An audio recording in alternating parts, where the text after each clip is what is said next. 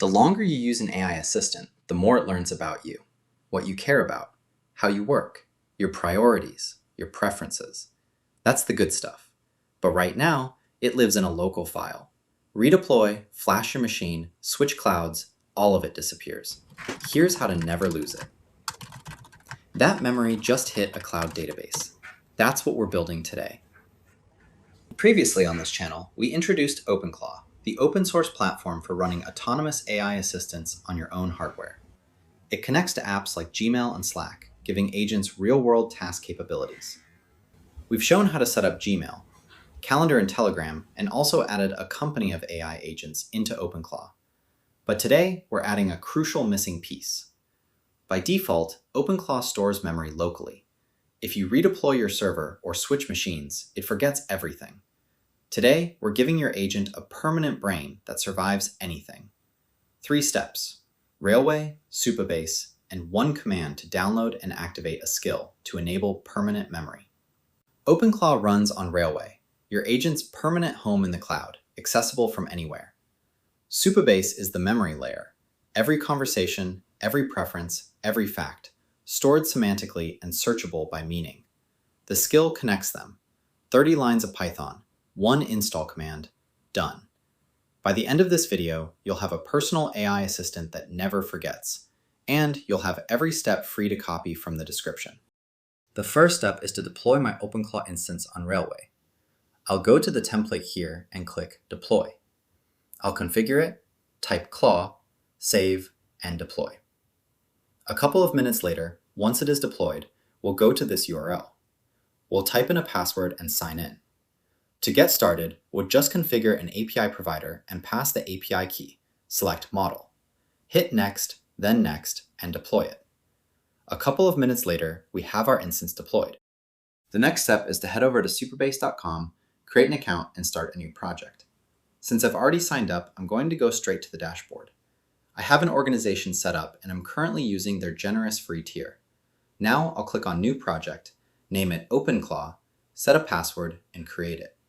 While the project is being provisioned, let me tell you a little more about Supabase and why I chose it as the backend for agentic projects. It is Postgres under the hood, the same engine powering millions of production apps. It offers built-in auth, auto-scaling, and a generous free tier to get you started. Within the Postgres database, pgvector is built in, which allows us to store both text and its semantic meaning in the same row. This lets you search by meaning, not just keywords. You can ask for a pricing strategy and get back memories tagged as competitor, revenue, or market because they are semantically related. That is the big upgrade over using a flat file.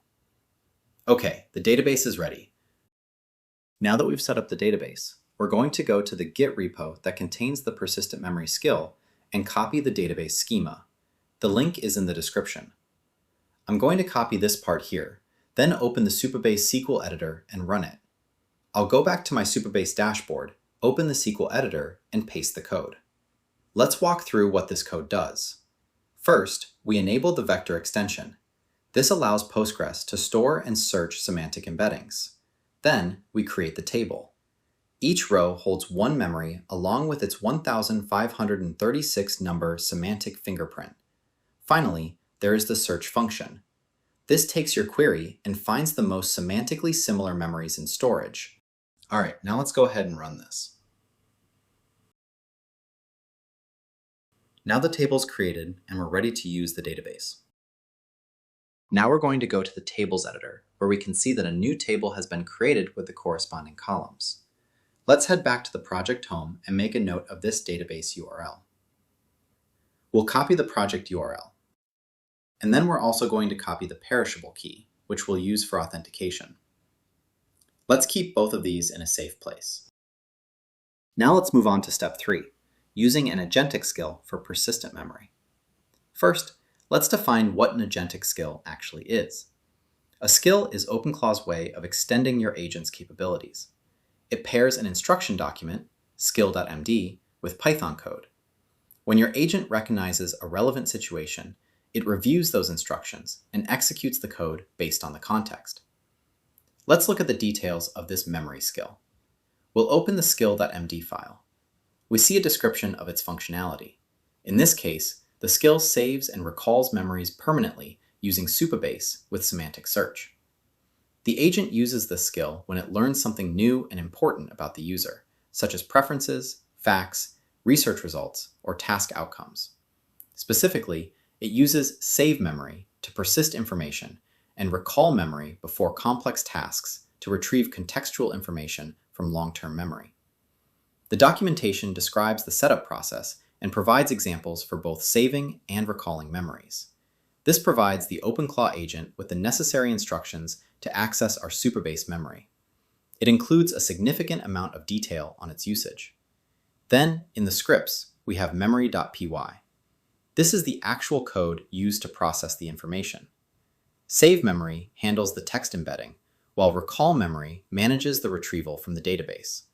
Quick question: what would you want your agent to remember about you? Drop it in the comments. I'm genuinely curious to see what people are building. Before we add the skill to OpenClaw, let's create a test API key in the OpenAI platform. We need this key to let the AI store semantic data in Supabase.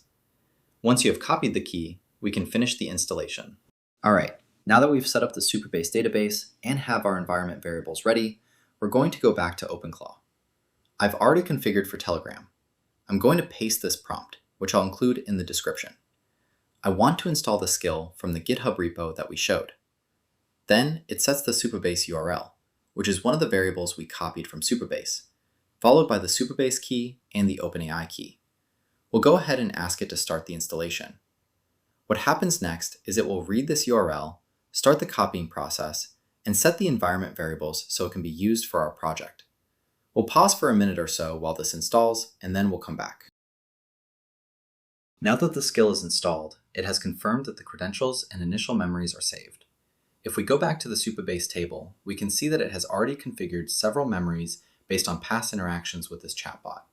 It has noted down certain facts and preferences, such as the launching of a course and the use of Telegram as a primary channel. It is already saving data into the Supabase database, but let's go ahead and test it some more. The first thing I want it to remember is my preferences. I'm going to state that I prefer short answers first, followed by details if necessary. I'll execute this, then go to Supabase to see it update there. You can see after a few seconds that a new row is added with this fact of my preference. Let's try another example. My goal this year is to run a 10K race. I'll go ahead and submit that, and once again, I'll go to my Supabase to see it update. After a few seconds, you can see here that it's already got this as a goal, and it's entered that into my database under the category of goal. Now let's clear the current context. I'll delete this, and then I'll come back to it. This is a new context. If I have a new chatbot and I connect it to my Supabase, it will have persistent memory. If I ask it, what are my goals this year? It will take that skill, go to my Supabase database, perform a semantic search lookup, and then provide a response. It's fetched the new information I just wrote, as well as what I previously entered in another session. It retrieved all of that from Supabase. To recap, the Railway template gets OpenClaw live in under 5 minutes. 3 SQL statements set up Supabase, and 1 prompt installs the agent skill.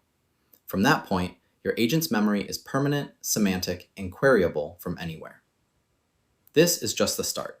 Supabase has edge functions, real-time data synchronizations, and auth, all the backend pieces you need to keep building. That's why I'm investing time into learning this stack. What are you going to build with this? Drop a comment below. I'm reading every single one. If this saved you time, a like really helps the channel. And hit subscribe. See you in the next video.